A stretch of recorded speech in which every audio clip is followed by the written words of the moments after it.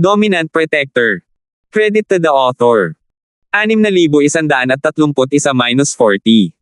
Ang mga pangalan po na nandito ay galing sa mga name generator. Kung meron man pagkakatulad sa mga pangalan ng tao o lugar at pangyayari, ito ay tunay na hindi sinasadya. Binanggit niya ito sa pagkakataong ito dahil natatakot siyang baka hindi sila matubos ni Ramlee. Ngayong magiging makapal na ang kanilang mga balat at susunod kay Terence, hindi na nila kailangang itago pa ito. Impormasyon tungkol sa mga guho. Tinutukoy mo ba ang eksaktong lokasyon o iba pa? Walang pakialam na tanong ni Ramlee at hindi nagpakita ng anumang kalungkutan. Sa anumang kaso, nahanap na nila ang lugar at ang daan papasok ay malinaw din, kaya natural na hindi magagalit si Ramlee sa maliliit na bagay na ito. Mas kaunti. Ang lokasyon ng guho na ito ay sa kagubatan ng Laughing sa lugar ng dagat Jenduan. Basta't makarating tayo roon, ipapakita ng Jade Plate ang lokasyon. Tumango si Dogen at naglabas ng isang impormasyon na sa tingin niya ay hindi naman ganoon kahalaga. Ang hindi niya alam ay natigilan sina Terence at Ramlee nang marinig nila ang pangalan ng Laughing Forest sa rehiyon ng Jenduan Sea. Sigurado silang wala sa rehiyon ng Jenduan Sea ang nabuong hamog, at ang plataporma at ang gate na bato ay pawang nasa dagat, kaya wala silang kinalaman sa Laughing Forest. Ano ang nangyayari? Ang nakaraang karanasan ay tiyak na hindi peke, at ang lugar na iyon ay ginabayan din ng lokasyon ng Jade Plate.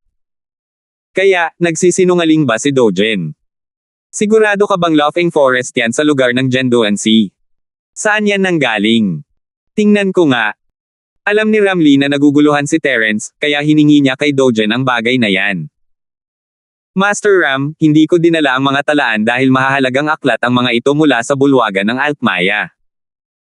Iniwan ko ang mga ito kay Nakajima, pero kabisado ko na lahat. Hindi ako magkakamali. Tiyak na hindi hahayaan ni Dogen na makita ni Ramlee ang talaan, at talagang hindi niya dinala ang bagay na ito. Hindi siya nagsinungaling tungkol dito. Pupunta na ba tayo sa kagubatan ng Laughing sa lugar ng dagat Jenduan ngayon? Mahinahong tanong ni Terence. Sigurado siyang totoo ang pintong bato, ngunit tila nagsasabi ng totoo si Dogen. Marahil ay may hindi siya maintindihan. Hindi, sinasabi sa mga tala na bago pumunta sa kagubatan ng Laughing, kailangan muna nating dumaan sa isang espesyal na lugar sa dagat. Kung hindi tayo pupunta roon, kahit na makarating tayo sa kagubatan ng Laughing, hindi tayo makakapasok sa mga labi. Ngumiti si Dogen ng may pagmamalaki.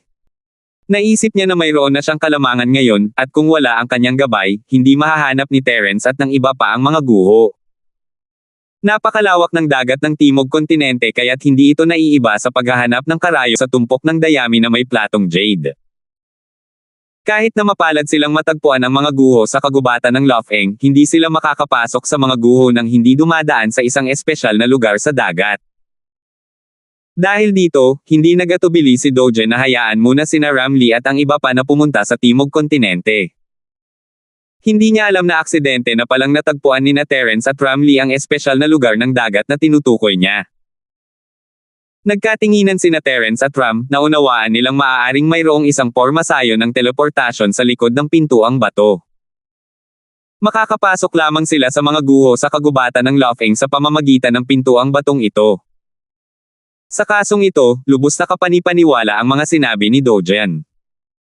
Gayunpaman, malamang na hindi alam ng matandang ito na kung gusto niyang pumasok sa pintong bato, kailangan ng dalawang nakaposisyong platong jade.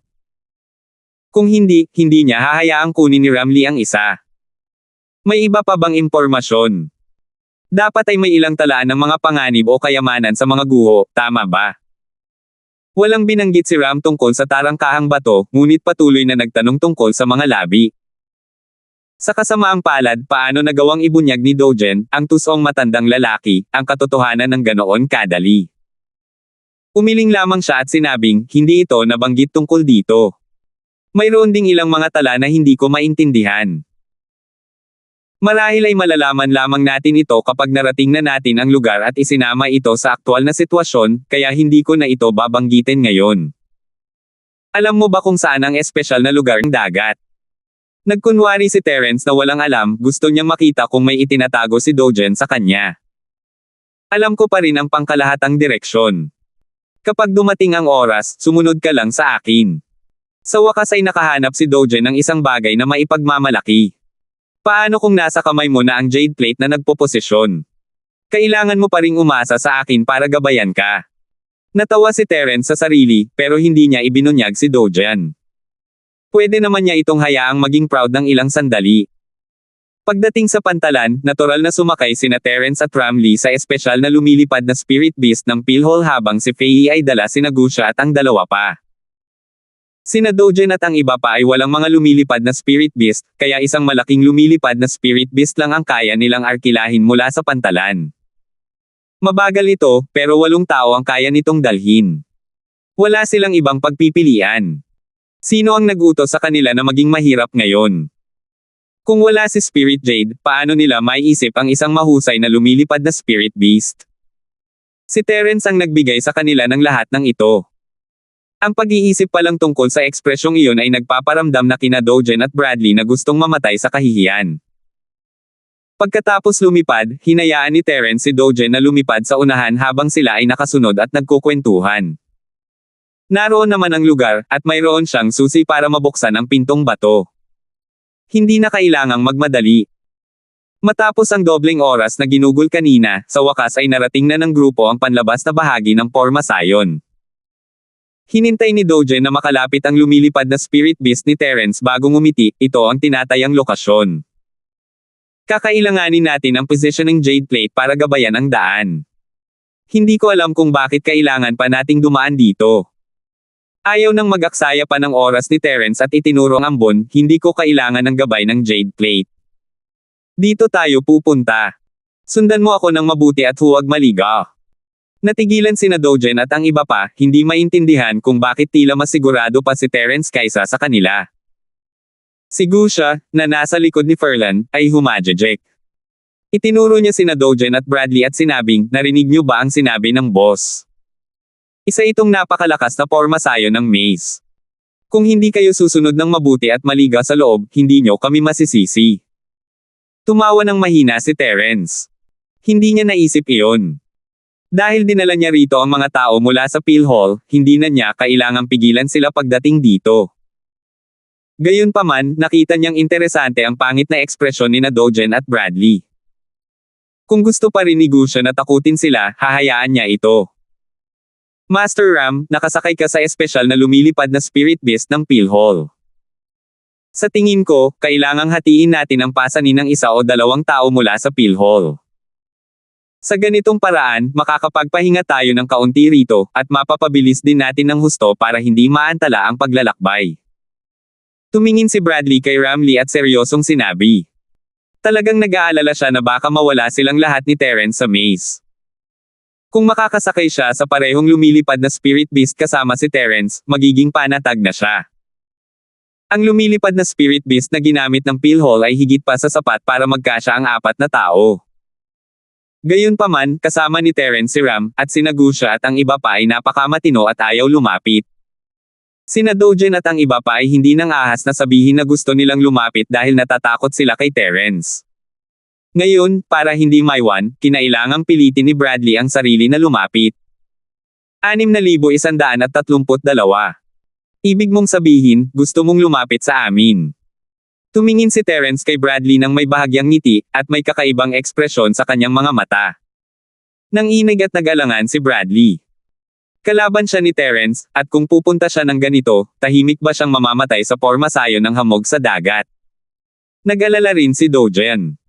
Hindi na hinintay pang magsalita si Bradley, mabilis niyang sinabi, hindi ganoon ang ibig sabihin ni Bradley.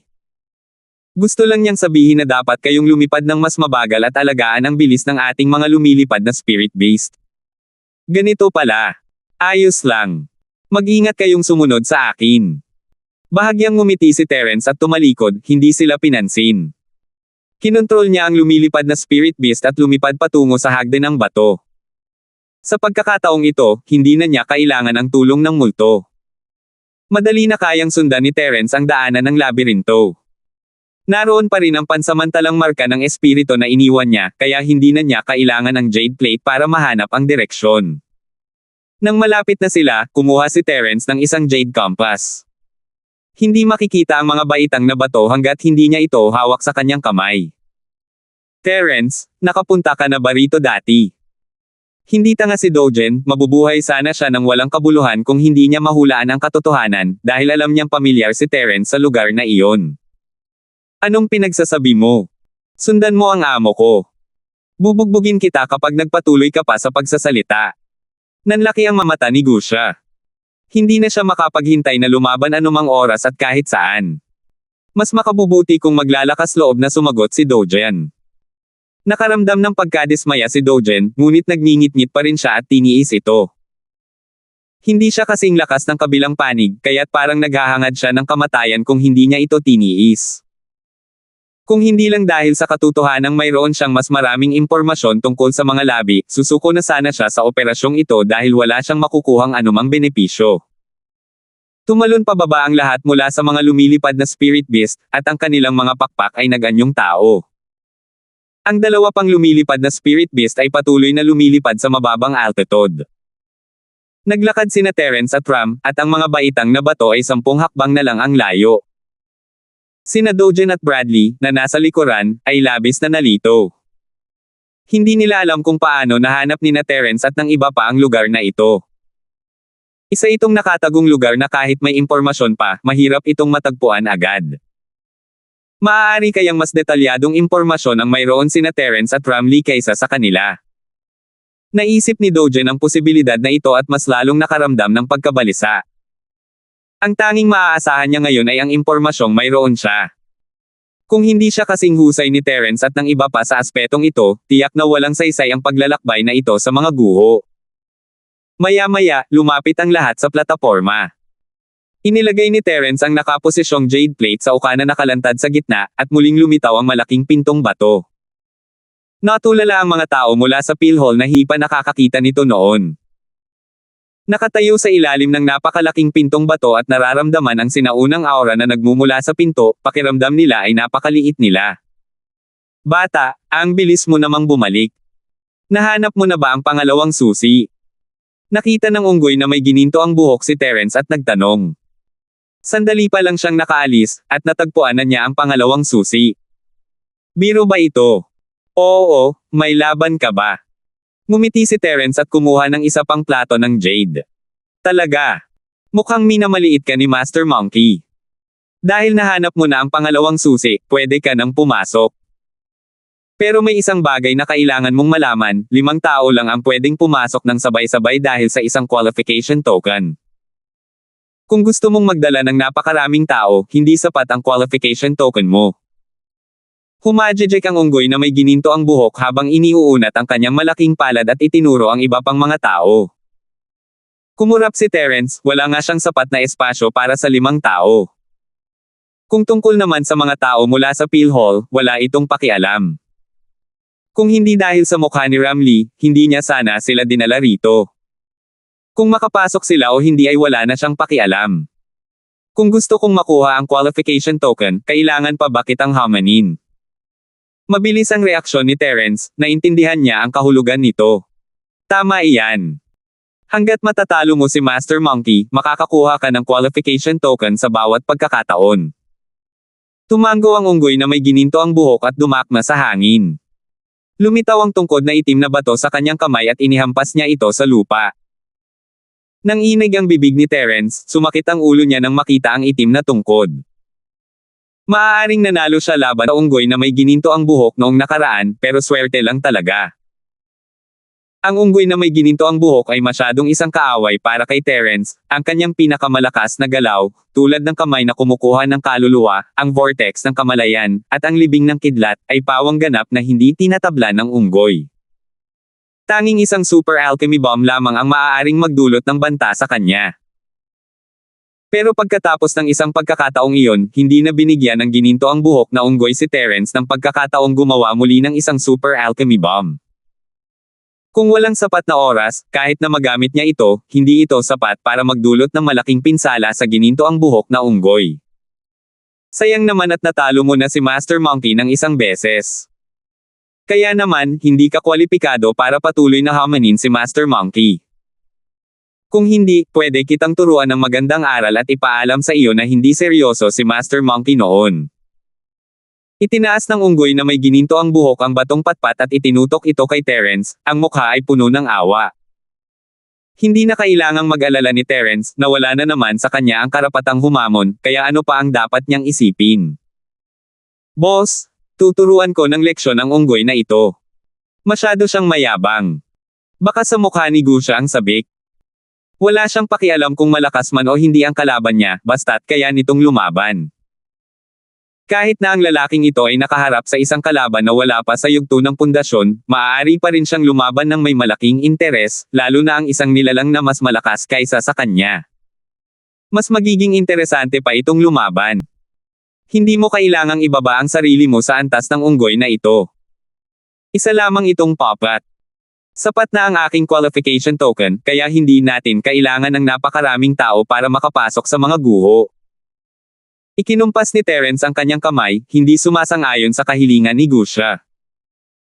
Kahit na ang pagpapahintulot kay Gusha na makipaglaban sa mga unggoy na may gininto ang buhok ay makabubuti sa lakas ng taong ito, ang unggoy na may gininto ang buhok ay sadyang napakalakas. Bukod pa rito, masasabing walang kamatayan ang katawang iyon. Kahit na malakas si Gusha, tiyak na hindi siya ang katapat nito. Wala siyang pakialam kung masugitan siya, pero hindi niya kakayanin kung mamatay si Gusha dahil sa isang aksidente. Sige, kahit ano pa ang sabihin mo, boss. Tiningnan ni Gusha ang unggoy na may gininto ang buhok ng may panghihinayang. Umiling siya at umatras sa gilid. Gusto niya talagang labanan ang unggoy na may gininto ang buhok, ngunit dahil hindi ito pinayagan ni Terence, hindi ito pinipilit ni Gusha. Kailangan niyang makinig sa kanyang amo. Mapanghamak na sumulyap ang unggoy na may gininto ang buhok kay Gusha. Maaaring hindi kasing lakas ng aura ni Gusha ang aura ni Terence, ngunit sa paningin ng unggoy na may gininto ang buhok, si Terence lamang ang taong maaaring magbanta dito. Kumusta? May gustong hamanin ako. Hindi ka makakapasok ng walang qualification token. Casual na nagsalita ang unggoy na may gininto ang buhok habang iwinagayway ang itim na tungkod na bato sa kanyang kamay. Ang umaapaw na Zinchi ay walang kapantay na makapangyarihan. Ang ganitong uri ng lantara na banta ay mas epektibo kaysa sa anumang bagay. Kahit papaano, walang sino man sa grupo ni Dogen ang nangahas na tumalon at homanin siya. 6,133. Master Ram, ang guho na ito ay impormasyon ng ating Pilhol, at ito rin ay guho ng isang alchemist. Sa tingin mo ba? Mas gugustuhin pang mamatay ni Dogen kaysa hamanin ang unggoy na may gininto ang buhok, kaya ang tanging paraan ngayon ay ang sumiksik sa 5 pwesto ni Terence. Maghahanap sila ng gulo kung didiretso sila kay Terence, kaya kinailangan nilang umikot at humingi ng tulong kay Ramlee. Saka lang sila magkakaroon ng pagkakataong makuha ang mga pwestong gusto nila. Bahagyang kumunat ang noo ni Ramlee. Ayaw niyang isama sina Dogen at ang iba pa. Kung dalawa lang sana ang laman ng token, pwede siyang pumasok sa mga guho kasama si Terence ng mag-isa at hindi na kailangang isipin ang mga benepisyo ng Pilhol. Ngayong nabanggit na ito ni Dogen, hindi na siya matanggihan ni Ramlee. Tiningnan niya si Terence. Kung tumanggi si Terence, wala siyang kinalaman dito. Tutal, isinugol ni Terence ang kanyang buhay para makuha ang token. Hindi mahalaga kung sino ang dinala niya o hindi. Anong problema? Gusto mo ba ng lugar para makapasok sa mga guho? Gayunpaman, isinugol ko ang buhay ko para makuha ang kota na ito. Hindi ba sa tingin mo ay medyo hindi makatwiran para makuha mo ito ng ganoon lang? Bahagyang ngumiti si Terence habang hawak ang medalyon, ang 4 na daliri niya ay gumagalaw pabalik-balik habang hinihintay ang tugon ni Dogen. Terence, ano ang kalagayan mo? Huwag mong kalimutan, may impormasyon pa ako tungkol sa mga guho. Nagngingit-ngit si Dogen at inihanda ang sarili na lokohin ni Terence. Wala siyang tiwala sa kahalagahan ng impormasyong mayroon siya. Hindi mahalaga kung sasabihin mo sa akin ang impormasyon mo o hindi. Hindi ko naman inaasahan na sasabihin mo sa akin ang totoo. Nagkibit balikat si Terence na parang wala siyang pakialam. Pagkatapos ay humarap siya kay Zane Holt at sa iba pa, 5 pwesto lang ang natitira, kaya mabuti pang manatili na lang kayong 3 sa labas. Susundan ako ni Gusha papunta sa mga guho. Ayos lang ba? Walang problema, huwag kang mag-alala, boss. Mabilis na ikinuyom ni Zane, Minhui Chen, at ng iba pa ang kanilang mga kamao at sumang-ayon. Alam nilang naiwan silang tatlo sa labas para bantayan ang mga taong naiwan ng PhilHall kung sakaling may manluloko ang mga lalaking ito. Sayang at hindi sila makapasok sa mga guho, pero mabuti na rin na nakapagtrabaho para kay Terence. Mabuti na lang at maganda ang impresyon niya rito, at baka mapagaling niya ang lason. Kapag 3 tao na lang ang natitira, magkakaroon ng 2 pang pwesto ang panig ni Terence. Sabik na tiningnan ni Dojen at Bradley si Terence, hindi alam kung anong mga kondisyon ang iaalok nito. May 2 pang pwesto. Isang pwesto para sa 75 milyong Spirit Jade, kaya 2 pwesto para sa 150 milyong Spirit Jade. Walang tawar-tawaran. Gusto mo ba? Binawi ni Terence ang tingin at ngumiti kay Dojen. Siyempre, magandang pagkakataon ito para samantalahin ito. Gusto ko. Nagngingit-ngit si Dojen at mariing sinabi ang mga salitang iyon. Walang tigil ang pagdurugo ng kanyang puso. Dahil sa 50 milyon mula noon, ngayon ay may utang na sila kay Terence na 200 milyong Spiritual Jade. Kulang na sila sa Spiritual Jade matapos ang malaking pagkalugi sa pinakahilagang isla, at ngayon ay mas malala pa ito. Wala na silang ibang magawa kundi ang pumasok sa mga guho. Diretso lang. Kung gayon, kasunduan na. Gumawa ka ng IOU. Bahagyang ngumiti si Terence. Nakakatuwang makakuha ng kaunting Spiritual Jade mula kina Dojen at sa iba pa. Sa katunayan, kahit wala silang Spiritual Jade, bibigyan pa rin niya ng 2 pwesto ang PhilHall. Tutal, kailangan pa rin niyang bigyan ng mukha si Ramlee. Nilunok ni Dojen ang kanyang galit. Pagkatapos niyang isulat ang IOU, tinawag niya si Bradley. Sila ang kukuha ng 2 pwesto, at ang iba pang mga panauhing gwardya ay mananatili. Akala nila ay magiging mapanganib kung walang mga gwardya, ngunit matapos itong pag-isipan, ang 6 na panauhing masters at mga gwardya na pinagsama-sama ay walang kapantay kina Terence o Gusha. Hindi mahalaga kung dalhin man nila ang mga ito o hindi. Bata, kaya mo ba yan? Kahit si Master Monkey ay kailangang sabihin na hinahangaan ka niya. Nakita ng unggoy na may gininto ang buhok na wala siyang pagkakataong umatake, kaya itinabi niya ang batong patpat at nagsimulang makipag-usap kay Terence. Kung humanga ka, bakit hindi mo ako sundan? Garantiyahin ko ang magandang buhay mo sa hinaharap. Maganda ang mood ni Terence, kaya kinausap niya ang unggoy. Sa totoo lang, ang lakas ng gininto ang buhok na puppet na ito ng unggoy ay talagang mahusay, lalo na ang katawan nito. Kung mahuhuli niya ito, tiyak na magiging isang mahusay na katulong ito. Sa kasamaang palad, ang puppet ay walang control token, kaya hindi nito makikilala ang may-ari. Magkakaroon ng pagkakataon. Pagkatapos mong makapasok sa mga guho, magtrabaho ka ng husto. Ngumiti ang unggoy na may gininto ang buhok, mas bumuti na ang pakikitungo niya kay Terence. Naantig ang puso ni Terence, mula sa tonong ito, maaaring may kung ano ang mga guho na kayang kumontrol sa mga unggoy na may gininto ang buhok. Kung mahahanap niya ito, magkakaroon siya ng isa pang makapangyarihang katulong.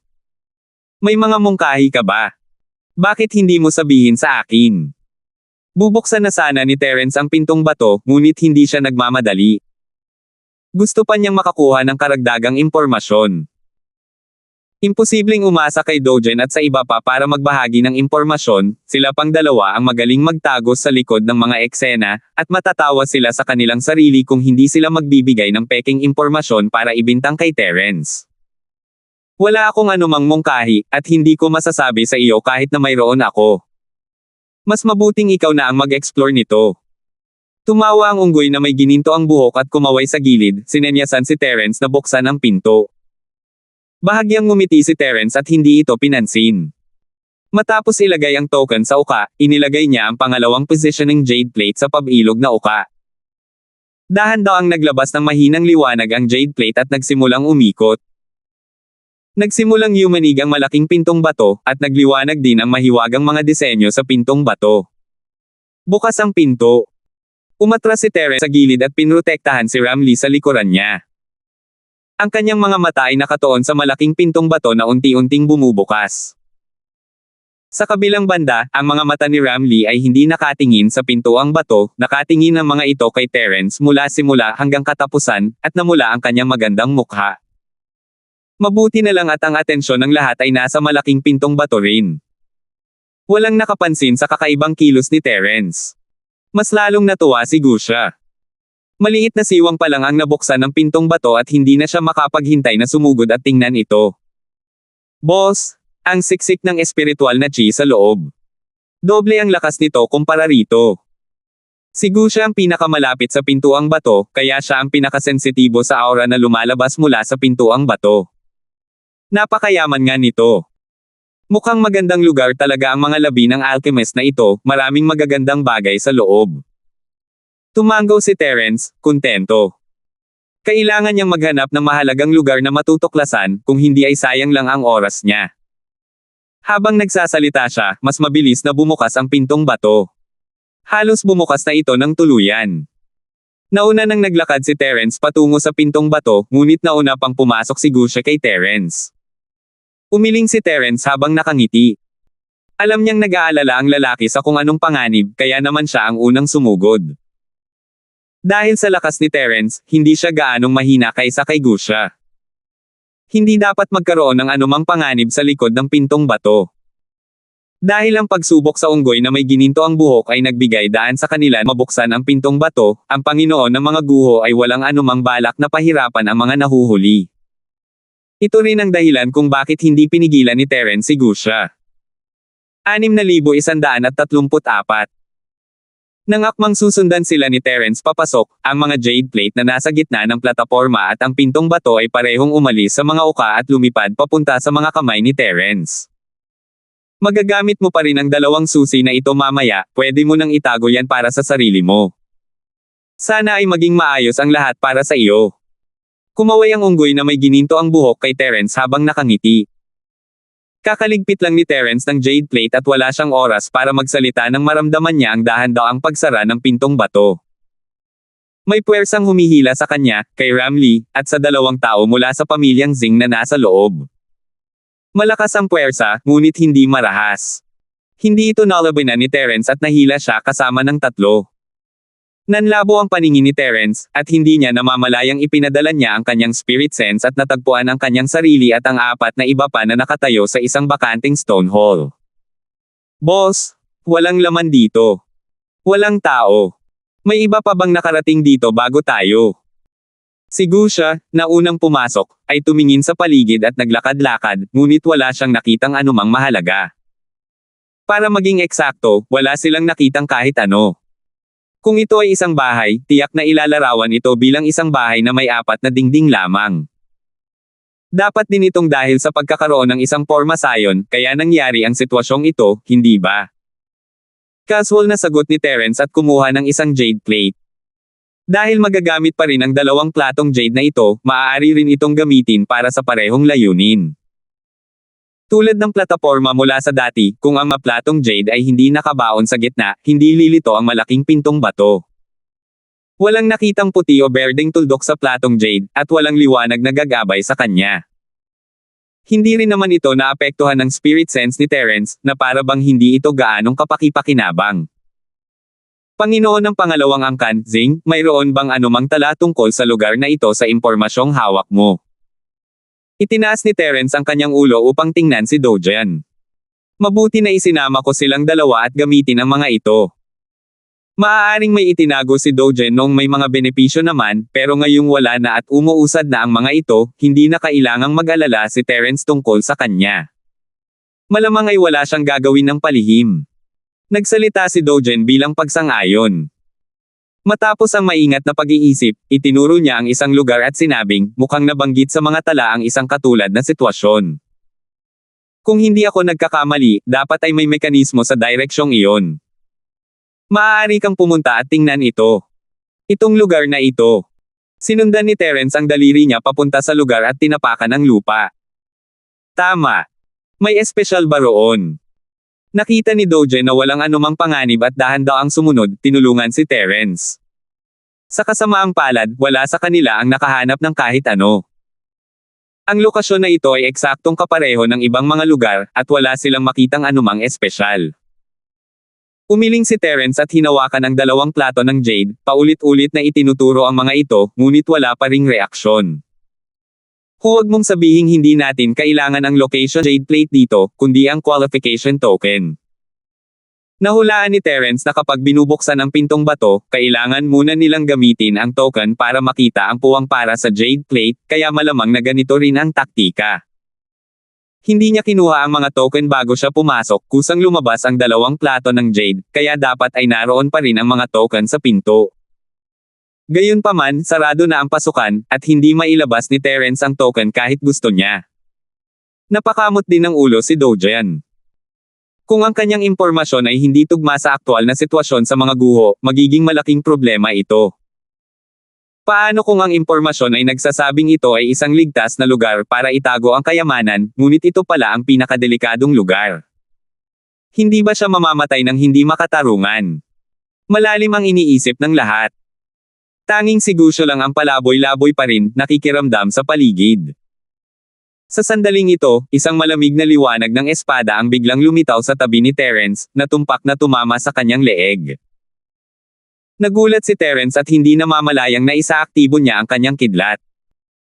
Umalis siya sa kanyang orihinal na pwesto kasabay ng isang kislap ng kidlat at naiwasan ang liwanag ng talim ng halos isang hibla ng buhok. Gusya, protektahan mo si Ramlee. Sigaw ni Terence at ginamit ang kanyang spirit sense para hanapin ang pinagmumula ng blade light. Hindi naman sa ayaw niyang personal na protektahan si Ramlee, pero ang pangunahing target ng pag-atake ay siya. Kung tatakbo siya papunta kay Ramlee, malamang hindi niya ito paprotektahan, kundi siya ang magdadala ng kapahamakan sa kanya. Malamang na masasangkot siya. Huwag kang mag-alala, boss. Paprotektahan ko talaga siya. Sigaw ni Gusya habang mabilis na smulpot sa tabi ni Ramlee, kitang-kita ang kanyang makapangyarihang aura. Sa unang tingin pa lang, mas malakas na ang lalaking ito kaysa kay Terence. Natakot din si Dojan. Bagamat si Terence ang target ng liwanag ng talim, malinaw niyang nararamdaman ang kilabot dahil sa paglapit niya rito.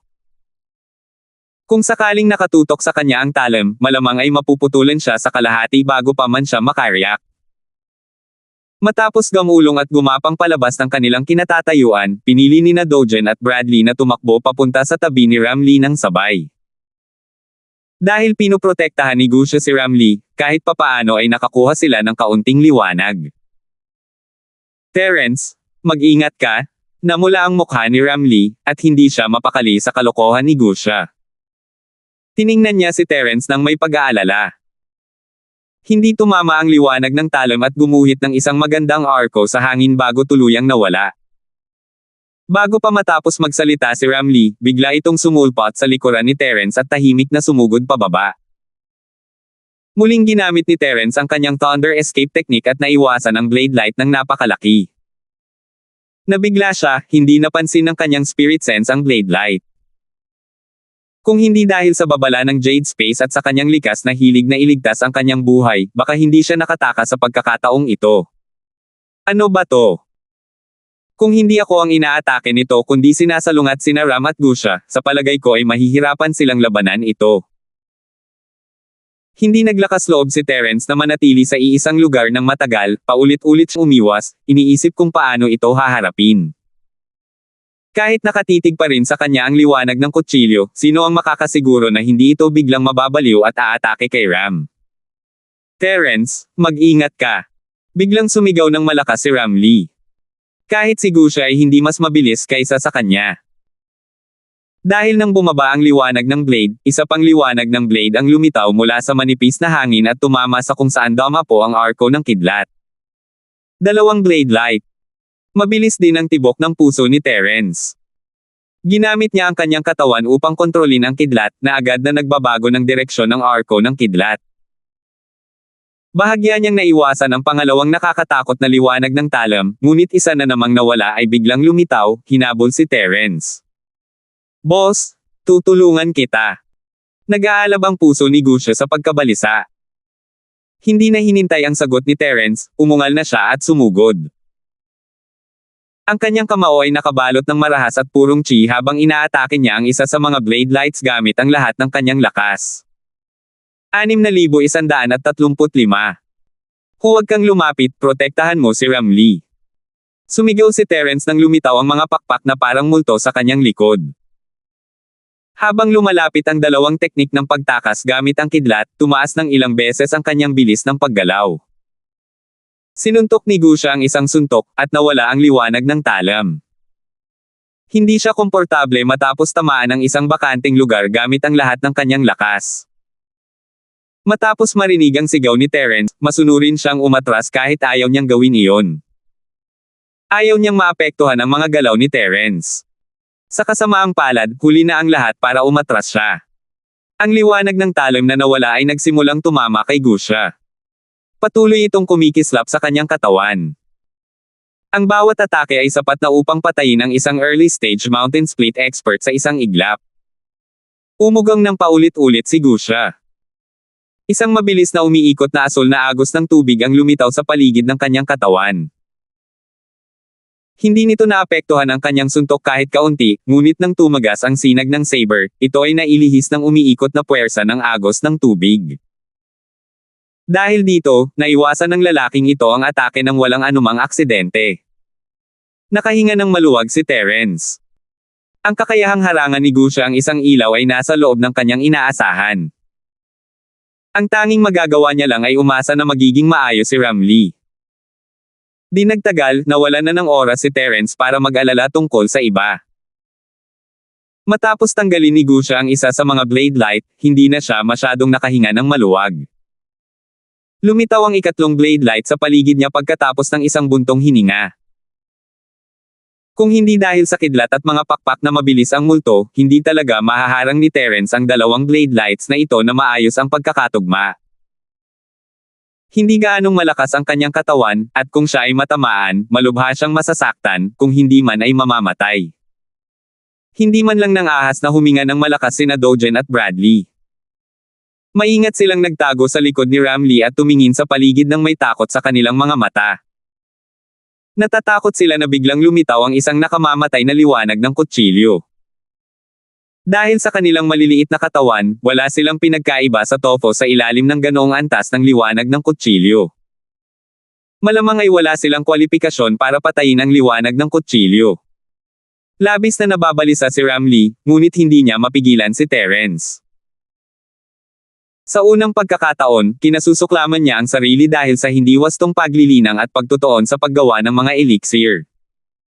Kung ang lakas niya ay katulad ni Terence, kaya niyang tumayo sa tabi nito at lumaban.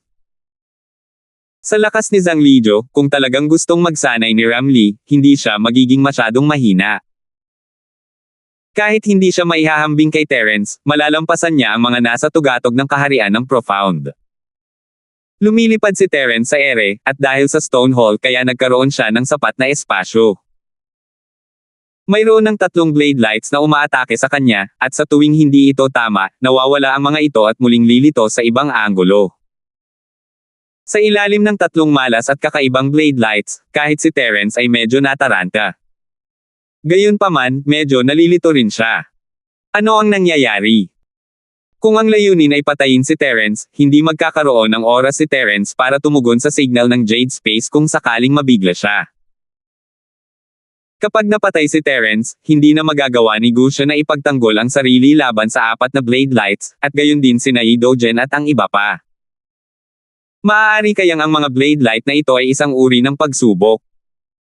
Tulad ng unggoy na may gininto ang buhok. Medyo naunawaan na ngayon ni Terence. Itinulak niya ng husto ang Dragon Killing Intent at Lightning at aktibong inatake ang tatlong blade lights. Bagamat sa bawat pagkakataon ay hindi siya nakakatama, unti-unti siyang nakakahanap ng mga pattern. Bata, sa wakas ay nabuksan mo na ang isip mo. Kumurap si Terence sa biglaang tanong. Senior Ghost, nakita mo na ang forma sayon dito, di ba? Naisip lang ni Terence ang isang bagay matapos siyang atakihin, iwasan, at kontra-atakihin palagi, pero matalas ang mga mata ng Molditang iyon. Kahit na ito ay isang forma sayon na hindi pa niya nakikita noon, mabilis niya itong naiisip. Hindi pa masyadong maaga. Bago lumitaw ang pangalawang Saberlight. Matamlay na ngumiti ang sumpa, na parang sinusubukan nitong aiinis si Terence. Bago lumitaw ang pangalawang liwanag ng talim, hindi ba't pagkatapos iyon ng una? Hindi napigilan ni Terence ang pag-ikot ng kanyang mga mata, pinapanood lang siya nitong kinakabahan habang nag-aalala sa kaligtasan ng iba, ni hindi man lang siya binibigyan ng babala. Magsasaya pa rin kaya sila ng magkasama? Huwag mo akong sisihin sa hindi pagpapaalala sa iyo. Hindi sapat ang ganitong antas ng pag-atake para patayin ka. Isa itong pambihirang pagkakataon para hasain ang iyong mga kasanayan. Hindi ko ito basta-basta maaaring sirain. Tumawa ang multo, at nawala ng masabi si Terence.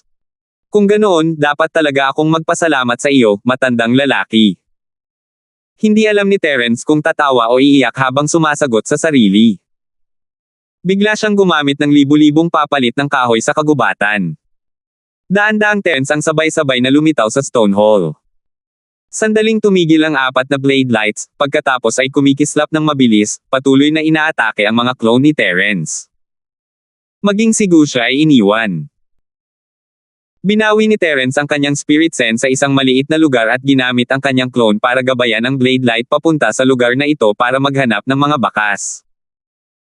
Gaya ng inaasahan, ang apat na blade lights ay naaakit, at ang mga pagbabago-bago ay lalong nagiging halata sa bawat pagkawala at muling pagpapakita ng mga ito. Bukod sa katotohanang ang spirit sense ni Terence ay nakatuon sa lugar na ito, ang siksik na blade lights ay nagpadali sa kanya na makakuha ng mga bakas. Nang malapit nang maintindihan ni Terence ang direksyon ng liwanag ng talam, ang ikalimang liwanag ng talam ay tahimik na lumitaw sa likod ng kanyang tunay na katawan. Para itong isang malamig at walang awang makamandag na ahas, na agad na inilabas ang mga pangil nito. Kanina pa kita hinihintay. Ngumiti si Terence nang tatama na sana sa kanya ang espada. Naghanda siya ng isang super alchemy firebomb sa kanyang palad para salubungin ang ikalimang espada. Inaasahan niya na magkakaroon ng ikalimang blade light dahil 5 tao ang pumasok, kaya dapat ay 5 blade light ang naroon. Mula sa mga marka ng porma sayo na natutunan niya, nakumpirma niya ito, at ito nga ang inaasahan niya. Sinamantala ng last blade light ang atensyon ni Terence sa iba pang apat at naglunsad ng isang pangwakas na palihim na pag-atake. Sa pagkakataong ito, ang super alchemy bomb ay hindi nakaipon ng masyadong maraming lakas, kaya't ganap na nakontrol ni Terence ang lakas, direksyon, at saklaw ng pagsabog. Gustong maglaho muli ng ikalimang blade light, ngunit tuluyan itong binalot ng maliit na bola ng super alchemy bomb. Ang mapanirang lakas ng pagsabog ay ganap na naghiwalay sa espasyo sa paligid ng blade light, kaya tuluyang nabigo ang pagtatangka nitong makatakas. Ang apat na iba pang blade lights ay kumikislap ng walang kabuluhan, sinusubukang palibutan at patayin si Terence. 12 ng forest clones ang agad na hamarang sa mga blade lights gamit ang kanilang buong lakas, na naging dahilan upang maging lubhang malungkot ang eksena. Napaangat ang mga labi ni Terence habang ginagamit ang kanyang chi at nagpadala ng isang napakalaking hugis dragon na killing intent ng 5 elemento, na sumipol papunta sa void tunnel kung saan lalabas ang liwanag ng ikalimang blade. Mula sa pananaw ni Ramlee, mukhang nawala na ang hugis dragon na killing intent ng 5 elemento. 3,136. Dumagundong ang buong bulwagan, at tila nanginginig ang buong espasyo. Hindi napigilan ng multo ang pagpuri, bagamat simple at bastos ang galaw mong ito, isa rin itong paraan ng paggamit ng puwersa para basagin ang teknik. Sa kasamaang palad, ang isang napakagandang porma sayon ay winasak mo. Kung sa tingin mo ay sayang, hindi ba't mas mabuting gabayan mo ako sa pagbasag ng porma sayon ng mas maaga? Nakangiting sagot ni Terence. Alam niyang ito ang paraan ng multo para sanayin siya. Paano siya uunlad kung lagi siyang tinutulungan ng multo? Bakit mo ako kailangang gawin ang lahat? Naghahanda ka na bang maging puppet ko? Wala naman akong pakialam. Muling tumawa ng kakaiba ang parang multo. Nag-usap pa silang dalawa ng ilang sandali, at ang buong bulwagan ay tuluyang nagbago. Ang dating bakanteng stone hall ay puno na ngayon ng maraming stand, at mayroon pang hagdanan sa posisyong nabanggit ni Dogen noon. Tila hindi naman lubos na mali ang impormasyon ng lalaking ito. Masyado lang itong simple at bastos, at para bang hindi ito umiiral. Bukod sa mga stand at hagdan, mayroon ding piramide sa gitna ng bulwagan. 5 maiikling kutsilyo ang nakasaksak dito. Isa sa mga ito ay sira, at ang 4 ay medyo maayos na, ngunit hindi na maayos ang kondisyon. Kasama ang piramide, lahat sila ay may kaunting sira. Ang bagay na hugis gintong pagoda ay ang base ng array ng nakaraang array. Isa rin itong prop para kontrolin ang 5 blades para atakihin ka. Maganda sana ito noong una, pero tuluyan mo itong winasak. Maituturing itong basura. Mahilig ka bang mamulot ng basura? Puno ng sarkasmo ang mga salita ng halimaw, sa tulong niya, tiyak na makukuha ni Terence ang magandang formation item na ito, pero isa pa rin itong external item. Kung ikukumpara sa paglago ni Terence sa labanang ito, hindi sulit banggitin ang bagay na ito. Bilyonaryo na rin ako ngayon. Paano ako natutuwa sa pamumulot ng basura? Sabi ni Terence, pero gusto niya talaga itong itago para sa pananaliksik. Dahil sinabi ng multo na basura raw iyon, hindi na niya kailangang pag-aralan pa ito. Mas mabuting tingnan niya kung mayroon pang ibang magagandang bagay. Nagsimula na sina Dogen at Bradley na maghanap ng mga kayamanan. Nagtago silang dalawa sa malayo kapag may panganib, ngunit mas mabilis tumakbo kaysa kaninuman kapag may magandang bagay. Hindi sila pinansin ni Terence. Nabalot pa rin ng kanyang espiritu ang buong bulwagan. Kahit na may makita silang magandang bagay, hindi nila ito maitago. Boss, ang galing mo.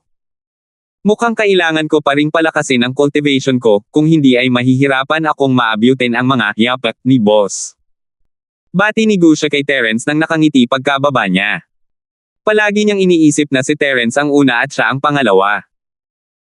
Hindi niya tatanggapin ang iba kahit gaano pa sila kalakas, kaya ang kanyang mga salita ay tunay at walang bahid ng pambabola. Mabuti naman at nakakapag-isip ka ng ganito. Huwag mong isipin ang pagkain, at pakikipag-away buong araw. Ngumiti si Terence at tinukso si Gusha bago bumaling kay Ram, kumusta? Ayos ka lang ba? Ayos lang ako. Kanina ay labis na kinakabahan si Ram Lee kay Terence, ngunit ngayon ay bumalik na siya sa kanyang malamig at malayong sarili. Bahagya siyang tumango at itinuro ang mga istant, dapat ay maraming bagay ang nakaimbak sa mga istant na ito, ngunit ngayon ay wala nang natitira. Kung hindi kinuha ng may-ari ng monumento ang mga ito, malamang ay may nakapunta na sa monumentong ito bago tayo. Kung ang huli ang dahilan, natatakot akong hindi magiging kasaganaan ang ating ani sa pagkakataong ito. Tama ka. Ito nga pala ang mga guho ng isang sinaunang alchemist. Walang nakakaalam kung may tao na rito ng ganito katagal. Marahil ang pormasayo na ito ay itinayo ng isang taong dumating pagkatapos. Bahagyang ngumiti si Terence, hindi masyadong nag-aalala. Ilang beses na niyang sinuri ang bulwagan gamit ang kanyang spirit sense, sinisigurado na walang anumang mahalagang bagay sa bulwagan. Ang pinakamahalagang bagay marahil ay ang Golden Pagoda shaped formation base, ngunit itinuturing na itong basura ng molditang iyon. Ang tanging nagawa ni Terence ay tawagin sina Ram Lee at Gusha at maglakad patungo sa hagdan. Kung tungkol naman kina Dogen at Bradley, hindi sila maabala ni Terence. Kung gusto nilang sumama, pwede silang sumama. Kung gusto nilang magpatuloy sa pamimili, ayos lang din. Pinagmumura na niya si Ram Lee nang hindi niya sila pinatay. Imposibleng magkusa siyang batiin sila. May hinahanap ang dalawa, ngunit mabilis nilang sinundan sina Terence at ang dalawa pa nang makita silang paalis. Ang isang dahilan ay dahil ang impormasyong mayroon sila ay hindi nagsasabi na mayroong anumang kayamanan dito, at ang isa pa ay alam nilang masyadong mapanganib na gumalaw ng mag-isa nang wala si Terence. Sa pamamagitan lamang ng pagsunod kay Terence sila magiging ligtas. Mukhang walang mali sa mga baitang na ito. Iniisip ko kung saan ako mapupunta kung aakyat ako ng diretso. Sa tingin mo ba ay kagubatan ito ng Lofeng? Pinag-aralan ni Terence ang mga baitang at lumingon kay Ram Lee nang nakangiti. Mukhang isang pavilion o parang tore ang lugar na ito. Sa tingin ko ay hindi lang ito isa o dalawang palapag.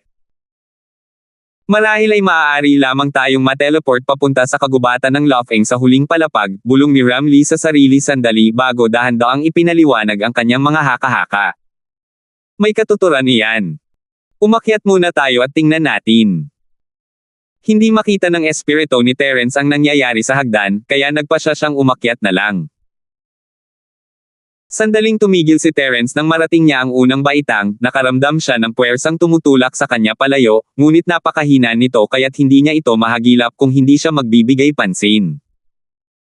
Parang medyo kakaiba. Tumayo si Ram Lee sa tabi ni Terence at napansin din ang problema. Tanging si Gusha lang ang walang naramdaman at umakyat ng 3 baitang, tumayo sa ikatlong baitang. Lumingon siya at nagtanong, nagulat na wala sina Terence at Ram. Boss, bakit hindi pa kayo gumagalaw? Gusha, wala ka bang napansing mali? Nagtaka si Terence.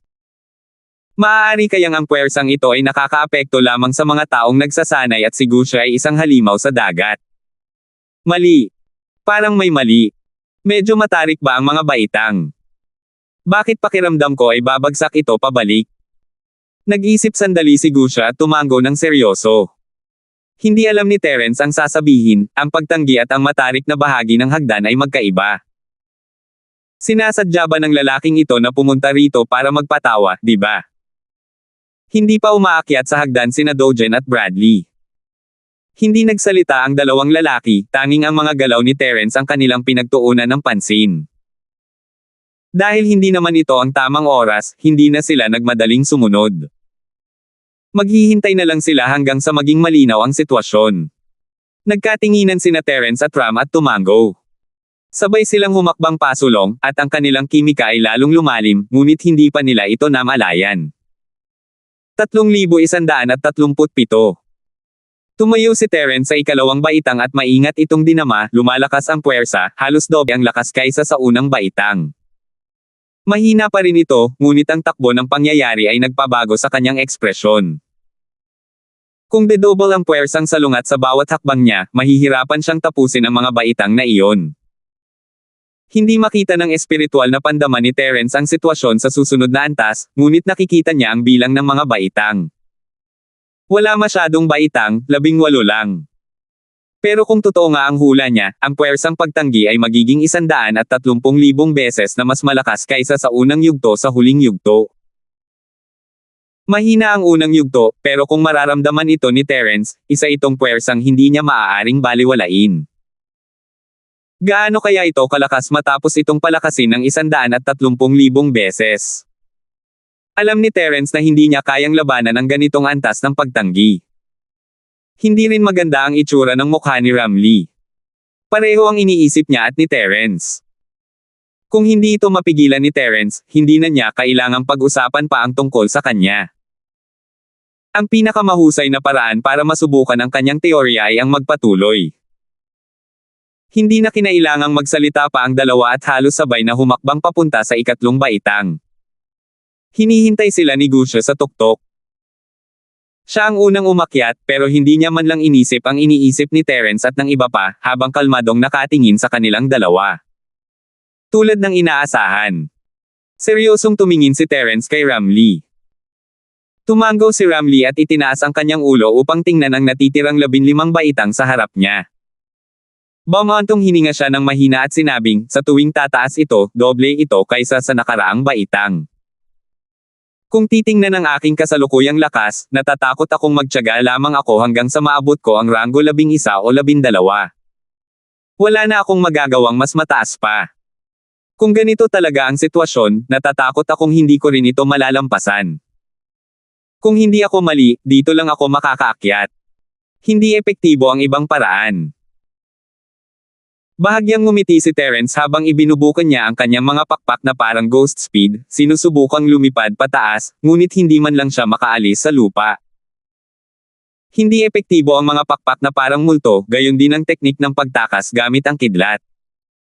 Hindi naman sa hindi niya ito magagamit, pero pagkatapos itong gamitin, isang baitang lang ang kaya niyang aakyatin. Kailangan niyang huminto sa baitang na iyon at tiisin ang pagtanggi mula sa itaas bago siya makapagpatuloy. Matapos subukan ni Terence, tumayo siya sa ikalimang baitang at tumalikod, tara na. Kahit ano paman, kailangan pa rin nating subukan. Ang Panginoon ng monumentong ito ay hindi maglalagay ng mga walang kabuluhang balakid. Ang nakaraang 2 beses ay mga pagsubok, at ang pagkakataong ito ay maaari ding maging isang pagsubok. Hanggat ito ay isang pagsubok, dapat ay may paraan upang malampasan ito. Tama si boss. Kahit hindi ko alam ang ibig mong sabihin, kung mayroon man, hayaan mo na lang muna ako. Tumawa si Gusha habang iwinawagayway ang kanyang mahahabang binti at umaakyat ng 3 sunod-sunod na baitang. Napakatibay ng kanyang pisikal na katawan, at ang nakakasuklam na puwersa sa bawat baitang ay hindi siya naapektuhan. Ngumiti si Ramlee at lumapit din. Bagamat tumitindi ang puwersa ng pagtanggi, ang kanyang tindig ay kasing ganda pa rin ng isang diwata. Hindi mapigilan ni Terence ang paghanga sa kanyang puso. Nakita ni na Dogen at ng isa pang lalaki na tila walang anumang panganib, kaya sinundan nila ito paakyat. Walang anuman ang mga baitang sa harap nila, at sila ay lubos na nakaka-relax. Ang landas na ito ay lalong naging nakakatakot habang papalayo sila. Kahanga-hanga na ang makalakad ng lagpas sa 12 o 13 baitang. Hindi alintana ni Terence ang dalawang nakakainis na lalaki sa likuran niya at naglakad ng magkatabi kasama si Ramlee. Maya-maya ay nakarating sila sa 7 baitang. Hindi nagbago ang tuntunin ng pagpapataas ng puwersa ng pagtanggi, ngunit natuklasan niya na mayroong banayad na puwersa ng pagtanggi laban sa espiritu. Ito ay isang puwersa na direktang nakakaapekto sa espiritu, ibang-iba sa dating puwersa ng pagtanggi. May pagbabago. Halos sabay na sabi ni na Terence at Ramlee sa mahinang boses. Nagkatinginan sila at ngumiti, hindi gulat kundi masaya. Kung walang mga pagbabago, tiyak na hindi niya malalabanan ang pagtaas ng puwersa ng pagtanggi sa huli. Ngayong may mga pagbabago na, kahit na tila mas malala ang sitwasyon, marahil ito na ang punto ng pagbabago. Dahil sa pagtanggi laban sa kanilang mga espiritu, natural na ginamit ni na Terence at Ramlee ang kanilang espiritual na kapangyarihan upang protektahan ang kanilang mga espiritu.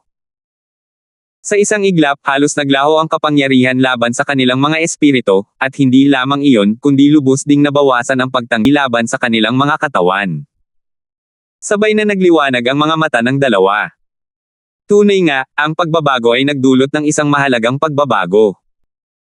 Habang ginagamit ang banal na pandama upang labanan ang puwersa ng pagtanggi ng sinaunang espiritu, maaari rin itong lubos na mabawasan ang puwersa ng pagtanggi ng pisikal na katawan. Ang posibilidad na makadaan sa hakbang na ito ay lubos na tumaas. Naiintindihan ko na ngayon. Ang pinakamahalagang aspeto ng pagsusulit na ito ay ang sinaunang espiritu. Hanggat sapat ang lakas ng sinaunang espiritu, makakapasa ka sa hakbang na ito. Lumingon si Terence upang tingnan si Ramlee, may bahagyang ngiti sa kanyang mukha. Malamang na ganoon nga. At sa palagay ko, ang guho na ito ay dapat na pamana na iniwan ng sinaunang alchemist. Nabalitaan ko na ang pamamaraan ng alchemy noong sinaunang panahon ay may mataas na kinakailangan sa lakas ng primordial spirit, kaya normal lang na magkaroon ng ganitong pagsubok. Ngumiti si Ramlee at sumang-ayon sa ideya ni Terence. Ang mana ng alchemy ni Zhang Lijiu ay may mataas na pangangailangan para sa kanyang essence spirit, at ang essence spirit ni Ramlee ay tugma sa kanyang sariling antas ng kapangyarihan. Sa Sky Class Island, ang kanyang essence spirit ay napakalakas, kaya madali para sa kanya na maunawaan ang ibig nitong sabihin. Kung tungkol naman kay Terence, nakita na niya ang isa pang sangay ng sinaunang elixir art sa sinaunang martial world, at na-master din niya ang spirit sense refinement fire. Natural lang, naiintindihan niya kung gaano kalakas ang pagsasama ng dalawang magkaibang elixir art sa isa. Tama iyan. Ituloy na natin. Dahil naiintindihan na natin ito, madali na sana ang pagpasa sa susunod na pagsusulit.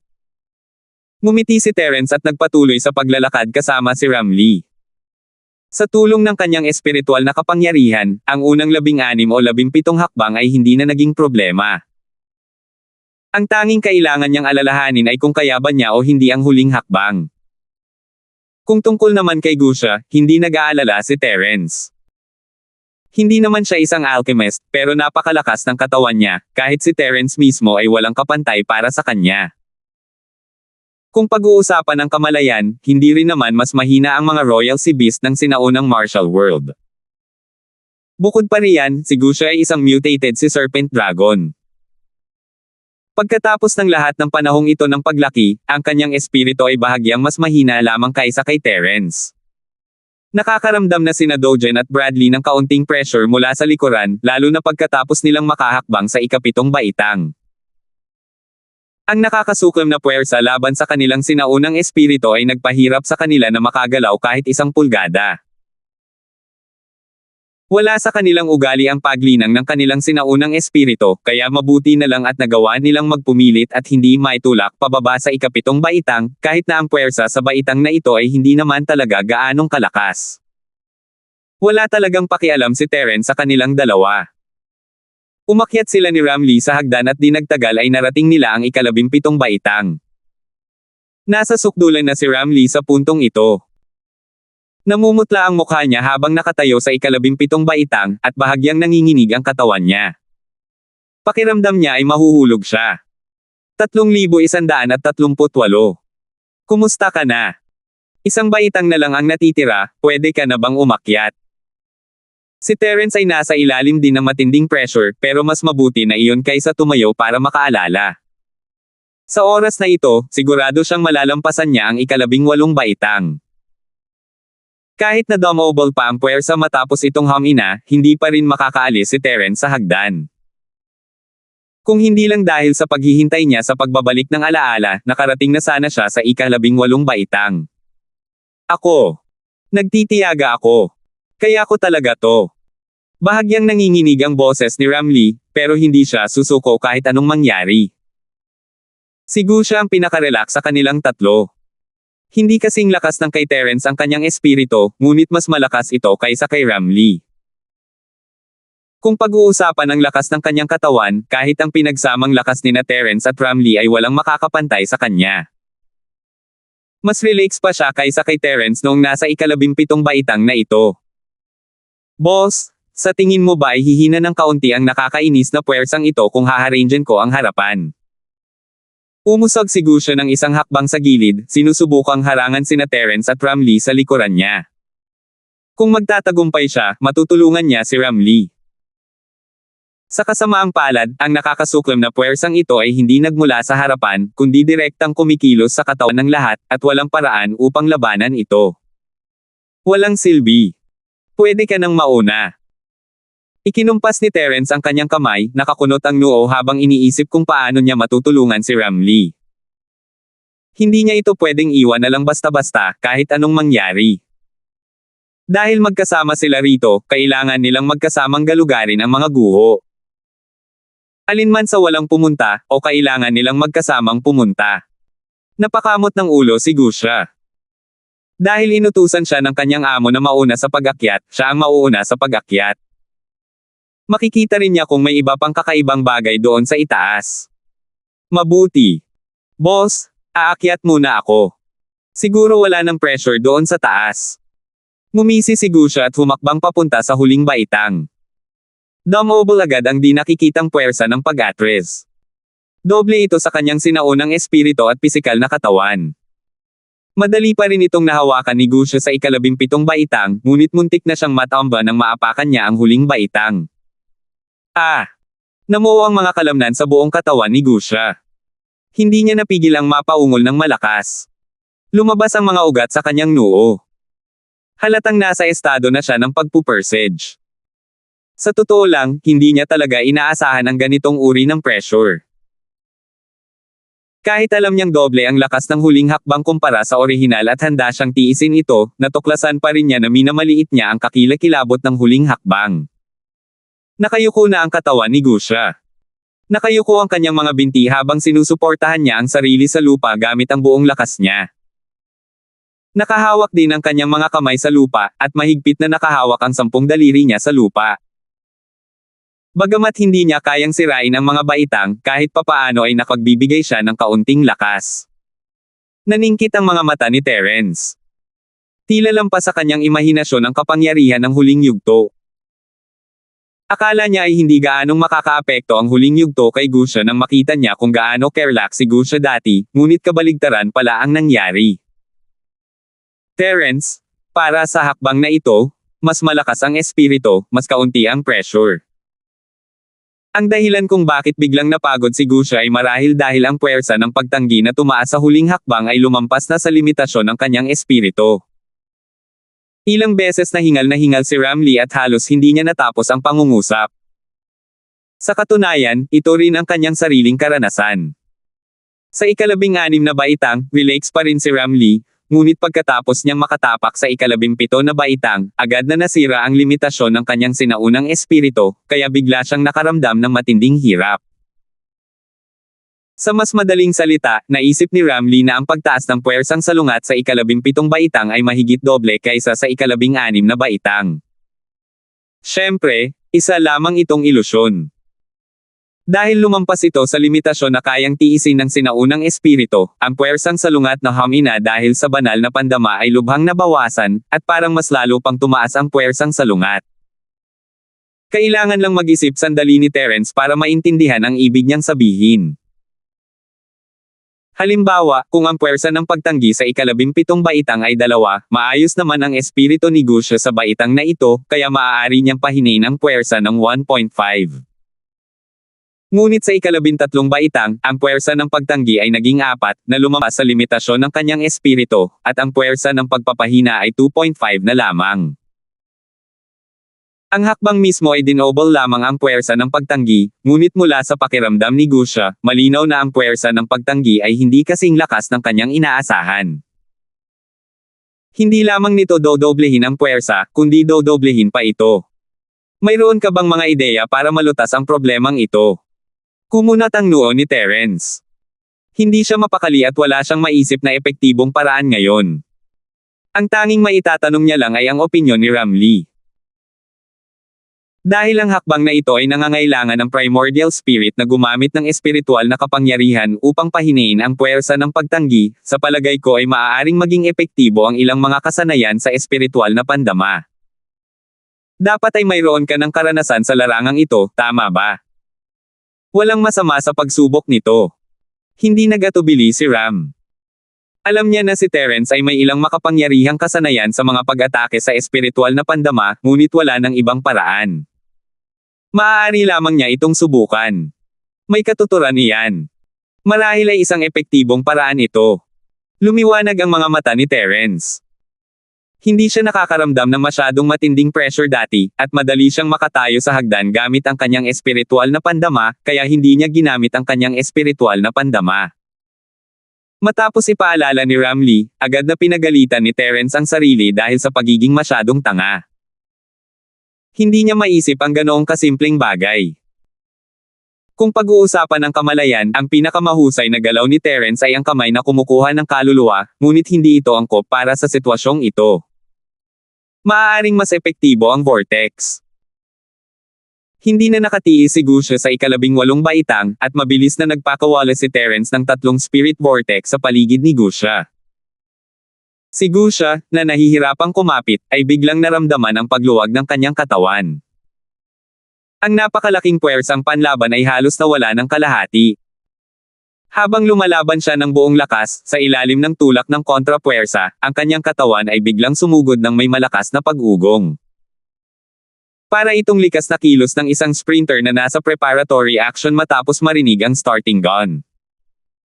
Sa ilalim ng kontrol ni Terence, ang vortex ay walang negatibong epekto kay Gusia. Sa halip, ang lalaking ito ang hindi nakapag-ayos ng kanyang posture nang sumugod siya palabas at nadapa sa hagdan, gumulong at gumapang paakyat. Mabuti na lang at nalagpasan niya ang ika-18 baitang. Talagang kapaki-pakinabang ito. Tuwang-tuwa si Terence, at isang mahinang ngiti ang sumilay sa kanyang mukha. Dahil matutulungan niya si Gusia, natural na matutulungan din niya si Ramlee. Isang ngiti rin ang sumilay sa mukha ni Ramlee. Akala niya ay dito na matatapos ang kanyang paglalakbay sa mga guho, at ang pagbanggit sa ideyang iyon ay ang kanyang huling pagpupumilit. Hindi niya inakalang magagawa talaga ito ni Terence. 3,139. Base sa hitsura ni Gusia, malinaw na kayang pahinay ng pamamaraan ni Terence ang puwersa ng pagtanggi, kaya kahit hindi kasing lakas ng kay Gusia ang kanyang espiritu, hindi niya kailangang mag-alala na hindi siya makakabangon. Little junior sister, kumanda ka. Aakyat na tayo. Paalala ni Terence at nagpakawala ng isang divine sense vortex sa tabi ni Ramlee. Hindi sapat ang level 17 para tuluyang itulak palayo si Ramlee, kaya isang divine sense vortex lang ang ginamit ni Terence. Agad na naramdaman ni Ramlee ang pagre-relax ng kanyang katawan. Kahit handa na siya, halos sumugod siya na parang si Gusia. Tara na. Natural na inabot ni Terence ang kamay ni Ramlee at naunang humakbang sa huling 18 baitang. Ang marahas na puwersa ng pagtanggi ay dumagsa na parang alon, ngunit hindi ito gaanong nakaapekto sa kanya. Muling lumitaw ang 2 vortex ng spirit sense, na naglilinis sa isang maliit na lugar sa paligid ni Terence. Si Ramlee, na hinihila ni Terence, ay sinamantala ang pagkakataong humakbang sa ika-18 baitang, ngunit naramdaman niya na ang puwersa ng pagtanggi ay hindi kasing lakas noong siya ay nasa ika-17 baitang. Napakalakas na kasanayan sa kamalayang espiritual. Kung gugustuhin mo, matutulungan mo ang halos kahit sino na makadaan sa daanang ito. Bulalas ni Ramlee sa mahinang boses. Talagang iginagalang niya si Terence. Bagamat hindi niya ito tinawag na senior, nakilala na niya ang pagkakakilanlan nito sa kanyang puso. Huwag kang magbuntong hininga, bilasan mo at umakyat ka, hindi ko magagamit ang mga kasanayan sa kamalayang espiritual ng walang limitasyon. Bahagyang ngumiti si Terence at hinaila pataas si Ramlee. Naramdaman na nila ang puwersa ng pagkasuklam sa huling baitang, kaya hindi naging problema ang pag-alis sa lugar na ito. Dahil sa vortex ni Terence na nagbukas ng daan, madali silang nakarating sa huling baitang. Pagkatapos, nagbago ang tanawin sa harap nila, at ang lugar na hindi nakikita kahit ng spirit sense ay sa wakas ay nagpakita. Pwede ba yan? Pagsubok ba ito sa kakayahan ko sa paggawa ng mga tableta? Gulat na tiningnan ni Ramlee ang napakagandang pagan ng tableta sa harap niya at bumulong sa sarili sa mahinang boses. Kung totoo nga iyon, napakasimple lang naman. Hindi ba't siya ang pinakamagaling sa pagpino ng mga tableta? Bukod pa rito, si Terence ay isa ring Mystic Class Level 2 Refiner, mas malakas pa sa kanya. Ito ang magiging pinakamadaling pagsubok para sa kanya. Boss, wala nang iba pa rito maliban sa pagan ng gamot. Mayroon bang nakatago sa dilim tulad ng nakaraang palapag? Naobserbahan na ni Gusha ang kapaligiran dito. Sa totoo lang, labis siyang nadismaya. Sa sirang lugar na ito, walang masarap na makakain, at walang lugar para makipag-away sa kanya. Nakakabagot talaga. Kung mayroon lang sana siyang gininto ang buhok na unggoy sa bawat lugar at makipaglaban ng maayos. Hindi ba't mas magiging kawili-wili ito kaysa sa ganitong uri ng magulong pagsubok?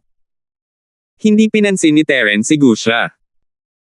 Pakiramdam niya ay bumuti ang kanyang pakiramdam ng espiritu pagkatapos ng ika-18 hakbang, at mas naging mas matatag. Tila hindi lang ito isang pagsubok, kundi isang uri rin ng pagsasanay. Matapos suriin gamit ang kanyang spirit sense, wala si Terence na nakitang anumang bakas ng porma sayon. Siyempre, dahil sa kanyang husay sa mga porma sayon, normal lang na wala siyang makitang anumang bakas. Ang tanging dahilan kung bakit siya nakahanap ng ilang pahiwatig ay dahil gumamit siya ng isang trick para makakuha ng 4 na blade lights at natagpuan ang mga bakas ng porma sayon mula sa mga pagbabago-bago. Tingnan muna natin ang pagan ng gamot na iyon, at tingnan kung may mga tagubilin. Mahinahong sabi ni Terence kay Ram, ipinahiwatig na maghintay ito roon. Maingat siyang lumapit sa pagan. Ayaw magpahuli ni Terence sa pagbabantay dahil wala namang sinasabi ang lalaki. Tumango si Ram at masunaring naghintay, sinusundan ng kanyang mga mata ang bawat galaw ni Terence. Sa totoo lang, hindi niya namalaya na ang kanyang pag-aalaga kay Terence ay lubos na lumampas sa kanya. Kung hindi lang siya takot na maistorbo si Terence, sinundan na sana niya ito, at pinalitan pa niya si Terence para suriin ang pagan. Kumurap si Gusha at sumugod, tapat na hamarang sa harap ni Terence. Hindi alam ni Terence kung tatawa o iiyak. Gusha, bakit mo ako hinaharangan? Hindi ko makita ang pagan ng gamot. Tinapik ni Terence ang balikat ni Gusha at hinaila ito pahiga. Nakikita niya ang kaldero gamit ang kanyang espiritual na pandama, ngunit gusto pa rin niya itong makita gamit ang sarili niyang mga mata, lalo na ang loob nito. Hindi ito maarok ng kanyang espiritual na pandama, kaya malamang may mali sa loob. Sagot ni Gusha at mabilis na tumabi. Yumuko si Terence at lumapit sa pagan, kinurap-kurap ang mga mata para magmasid. Ang hernong alkemiya na ito ay medyo katangi-tangi, ngunit ang mga disenyo sa ibabaw nito ay lubhang sinauna at malalim. Mula sa malayo, tila mga pandekorasyon na disenyo ang mga ito, ngunit sa malapitan, malinaw nilang nakikita na ang mga disenyong ito ay napakaluma at tiyak na hindi isang simpleng bagay. Maya-maya, inabot ni Terence ang takip para buksan. Hindi niya magamit ang kanyang spirit sense para tingnan ang loob, kaya hindi niya alam kung ano ang nasa loob. Umasa siyang hindi ito isang bagay na nakamamatay. Unti-unting lumapit si Gusha kay Terence at nag-pose bilang depensibo, handang protektahan si Terence sa anumang kaunting senyales ng gulo. Huwag kang kabahan, walang panganib. Bahagyang itinaas ni Terence ang takip at pinakiramdaman ang kanyang espiritu. Wala siyang nakitang kakaiba at kumaway kay Gusha nang nakangiti. Si Ramlee, na kanina pa nanunood kay Terence, ay nakahinga ng maluwag at mabilis na lumapit dito para pag-aralan ang Pagan. Tulad ng inaasahan sa isang Pagan ng alchemist mula pa noong unang panahon. Napakaganda ng kalidad nito, mas maganda kaysa sa akin. Hindi napigilan ni Ramlee ang pagpuri sa mahinang boses. Nang makakita ang isang alchemist na nahuhumaling sa alchemy ng isang mataas na uri ng Pagan ng Pil, para siyang isang lalaking maalay na nakakita ng isang magandang babae. Hindi sila maglalaway, ngunit hindi pa rin sila makagalaw. Kung gusto mo, kunin mo na. May napalaman lang tayo sa pagpasok sa mga guho na ito. Ngumiti si Terence. Wala siyang pakialam sa kaldero. Kahit wala siyang kalderong Shenlong, hindi niya ito makikipaglaban kay Ramlee. Isa pa, kung wala ang tulong ni Jenny, magiging sayang lang ang mga mapagkukunan sa mga kamay ni Terence kahit gaano pa kaganda ang Pagan. Kung gayon, hindi na ako magiging magalang. Pagkatapos nito, kung maaari ko lang itong iuwi, dadalhin ko na lang. Pinaikit ni Ramlee ang kanyang mga mata at ngumiti, ang kanyang ekspresyon ay labis na nasiyahan. Mas mabuti kung hindi ka tatayo sa seremonya. Natatakot lang ako na tatayo ka rin sa seremonya kasama ko. Ikinumpas ni Terence ang kanyang kamay nang nakangiti at kumuha ng isang balumbon na gawa sa balat ng tupa mula sa Pagan. Dahil ang Pagan ng tableta ay napakaselyado, ang balumbon na gawa sa balat ng tupa ay napreserba ng maayos, at halos walang pinsala. Dahan daw ang iniladlad ni Terence ang pergamino. May maliliit na salita rito na pumuno sa buong pergamino. Dahil nakapasa ka na sa mga nakaraang pagsusulit, natugunan mo na ang mga pinakapangunahing kinakailangan para maging isang alchemist. Gayunpaman, kung gusto mong pumasok sa aking sekta, hindi pa ito sapat. Sa pamamagitan lamang ng pagpasa sa huling pagsusulit na ito ka makakapasok. 3,140. Gamitin ang aking Pagan ng gamot para pinuhin ang isang pangkat ng mga tableta. Hanggat natutugunan mo ang mga kinakailangan, papapasukin kita. Kung hindi, kunin mo ang aking Pagan ng gamot at umalis ka sa lugar na ito. Hindi mo matutuklasan ang tunay na mga guho. Kahit na pilitin mong pumasok, mga guho lamang ang makikita mo. Naibigay ko na sa iyo ang formula ng tableta.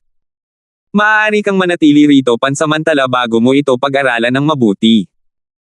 Gayunpaman, wala kang gaanong libreng oras, kaya huwag mong isipin ang manatili rito habang buhay. Hindi nakapagsalita si Terence sa laman ng balumbon, medyo diretso lang ang mga salita ng sinaunang tagapagdalisay na ito, pero dahil doon, wala silang naging problema ni Ramlee na intindihin ito. Sa madaling salita, para makadaan sa lugar na ito, kailangan gamitin ang alchemy furnace na ito upang pinuhin ang elixir na tinukoy niya. Naihanda na ang formula ng elixir, ngunit ang mga kinakailangang spiritual herbs ay kailangang ihanda niya mismo. Kapag natapos na ang tableta, automatikong huhusgahan ng Pagan ng tableta kung kwalipikado ito o hindi. Kung kwalipikado ito, magbubukas ang daan patungo sa tunay na mga guho. Kung hindi, ang Pagan ng tableta ang magiging gantimpala ng ekspedisyong ito. Hindi ka nito hahayaang pumunta ng walang dahilan. Mula rito, makikita na ang Pagan ng gamot na kinagigiliwan ni Ramlee ay malamang na isang karaniwang bagay lamang na ibinigay ng sinaunang alchemist sa isang tao. Pagkatapos umalis ng taong ito, malamang nalilito ang isang bagong Pagan ng gamot sa lugar na ito. Kahit ang multo ay kailangang humanga sa amo ng monumentong ito gamit ang ganitong uri ng hanay. Terence, ano sa tingin mo ang recipe na ito? Matapos basahin ni Ramlee ang balumbon ng balat ng tupa, hindi napigilan ng kanyang malinis at pinong kilay ang bahagyang pagkunot ng noo. Ang oras na ibinigay ng Panginoon ng monumento ay 3 araw para pag-aralan ang recipe ng tableta at 3 araw para pinuhin ang tableta.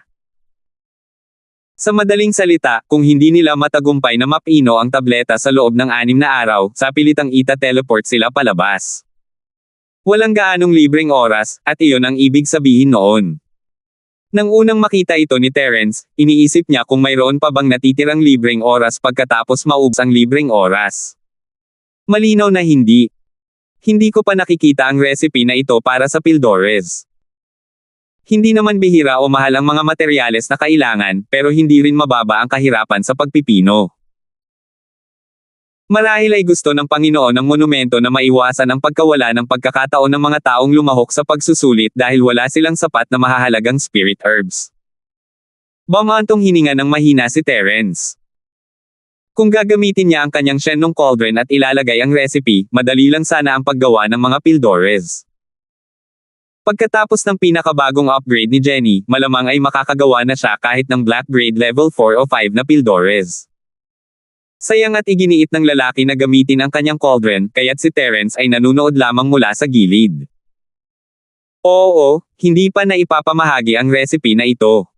Dapat ay mula pa ito sa sinaunang panahon. Ang hirap gawin nito ay nasa Mystic Level 3, na lampas sa aking kakayahan. Hinimas ni Ramlee ang kanyang noo at nakaramdam ng sakit ng ulo. Isa lamang itong pagsusulit sa pagpasok, at kinailangan niyang gumamit ng Mystic Third Level Pill para magawa ito. Gaano nga ba kalakas ang mga kasanayan sa alchemy noong sinaunang panahon? Kung isa lamang itong ordinaryong Mystic Third Level Pill, maaaring kaya pa rin ni Ramlee na magtiim ng kanyang mga ngipin at subukan ito. Kung susubukan niya ang lahat para makalusot, hindi naman ito tuluyang walang pag-asa. Kahit isa lang ito sa 10,000 pagkakataon, mas mabuti pa rin ito kaysa sa tuluyang pagkawala ng pag-asa. Gayunpaman, ang recipe na ito ay kinasasangkutan din ng paggamit ng pandama sa espiritu. Binigyan na ng linya ni Zhang Lijiu ng malaking kahalagahan ang pandama sa espiritu, ngunit hindi pa rin alam ni Ramlee kung paano ito gagawin. Hindi rin ako makakagawa ng tableta mula sa recipe na ito. Mukhang kailangan nating magtulungan muli. Inamin ni Terence na hindi siya makakagawa ng mga elixir nang hindi man lang sinusubukan. Gamit ang Pogen na iyon, hindi man lang siya makagawa ng isang Golden Class Level 3 pill, lalo na ang isang Mystic Class Level 3 pill. Mas makabubuting mag-isip na lang siya ng paraan para matulungan si Ramlee. Bilang isang henyong taga-pino, hindi na kailangang sabihin pa ang kakayahan ni Ramlee sa pagpino ng mga elixir, ang kanyang mga pamamaraan at kasanayan ay higit pa kay Terence, na hindi naman talaga isang kalahating bakong henyo. Ang kulang na lang sa kanya ay ang suporta ng makapal at malakas na chi. Hindi naman nagkulang si Terence ng chi, at kung ang chi sa Jade Space ay hindi mako-convert sa kanyang chi pagkatapos gamitin ang mga skill tulad ng Lightning Escape, hindi naman magiging problema kung gagamit siya ng mga supplementary skill tulad ng Spring Rain. Natatakot akong hindi tayo magtatagumpay kahit magtulungan pa tayo sa pagkakataong ito. Tingnan mo. Iniunat ni Ramlee ang kanyang mga daliri at ipinakita kay Terence ang isang bahagi ng recipe bago itinuro ang ilang iba pang mga lugar. At dito, dito, at dito. Ang apoy ng alchemy na kailangan sa mga lugar na ito ay hindi ang apoy ng alchemy ng 5 elementong tunay na chi. Kahit sa tulong mo, hindi ko pa rin mapipino ang elixir. Hindi nga ito ang 5 elementong tunay na chi na apoy ng tableta, kundi ang apoy ng tableta ng kamalayan. Ang recipe ng tableta na ito ay maaari lamang pinuhin sa pamamagitan ng pagsasama ng dalawang uri ng apoy ng tableta, ngunit ang paggamit ng apoy ng tableta ng kamalayan ay napakababaw, halos hindi kahit sa antas ng baguhan. Hanggat kaya mong paikliin ang apoy ng tableta ng kamalayan, hindi ito magiging problema. Sa wakas ay naunawaan ni Terence kung bakit inayos ng may-ari ng mga guho ang recipe na ito. Ang mga nakapasa sa 18 hakbang ay mayroong medyo balanseng primordial na espiritu at katawan, na parehong lubhang kailangan. Ang mga alchemist na ito ay natural na maaaring gumamit ng tunay na chi, pale fire, spirit sense, at pale fire. Sa recipe na ito ng elixir, ang apoy ng elixir ng kamalayan ay wala pa sa antas ng baguhan. Malinaw na isa lamang itong pagsubok upang makita kung kaya ba talagang paikliin ng baguhan ang isang apoy ng elixir ng kamalayan. Ganito rin ang loika ng mga taong may malakas na tunay na chi na maaaring hindi kinakailangang paikliin ang apoy ng elixir ng 5 elemento na tunay na chi. Tanging ang mga talagang nakabisado sa apoy ng elixir ng dalawang sistema ang kwalipikadong makapasok sa kanyang mga guho. Espiritu Sense Pale Fire. Lumiwanag ang mga mata ni Ramlee. Malabo na niyang narinig ang ilang bagay sa lugar na ito, ngunit wala siyang paraan para gawin iyon. Napakahirap itong intindihin ng mag-isa. Kahit ang Diyos ng tableta na si Zhang Lijo ay umabot na sa hangganan sa larangang ito ng pananaliksik, lalo na si Ramlee. Nang marinig ang madaling pagbanggit ni Terence sa apoy ng pagpipino ng kamalayan, si Lijo ay natuwa ng husto. Tinapik ni Terence ang noo niya. Gusto niyang sabihin kay Ram kung paano pakuluan ang nagliliyab na apoy, pero hindi niya naisip iyon. Dahil sa lakas ng essence spirit nito, napakadali lang kontrolin ang nagliliyab na apoy. Tingnan mo, ito ang apoy ng kamalayan. Inabot ni Terence ang kanyang kamay at isang nagliliyab na apoy ang lumitaw sa kanyang palad. Nagliwanag ang mga mata ni Ramlee nang makita niya ang apoy. Sa katunayan, ang apoy ng tableta ng kamalayan ay napakasimple. Hanggat dalubhasa ka sa trick at mayroon kang sapat na malakas na sinaunang espiritu at kamalayan, matagumpay mong mapapaikli ang apoy ng tableta ng kamalayan. Halika, sasabihin ko sa iyo kung paano ito gagawin. Itinakip ni Terence ang kanyang palad at pinatay ang nagliliyab na apoy. Sinimulan niyang ipaliwanag kay Ramlee kung paano paiikliin ang nagliliyab na apoy. Napakahalaga ng lahat ng uri ng paraan ng pagpipino sa apoy para sa isang tagapino, at hindi inakalang sasabihin sa kanya ni Terence ng ganoon kadali. Ngunit dahil siya ang kanyang nakatatandang kapatid, walang masama doon, kaya hindi siya nagsalita. Salamat po at sinamahan ninyo ako, ingat lagi mga master.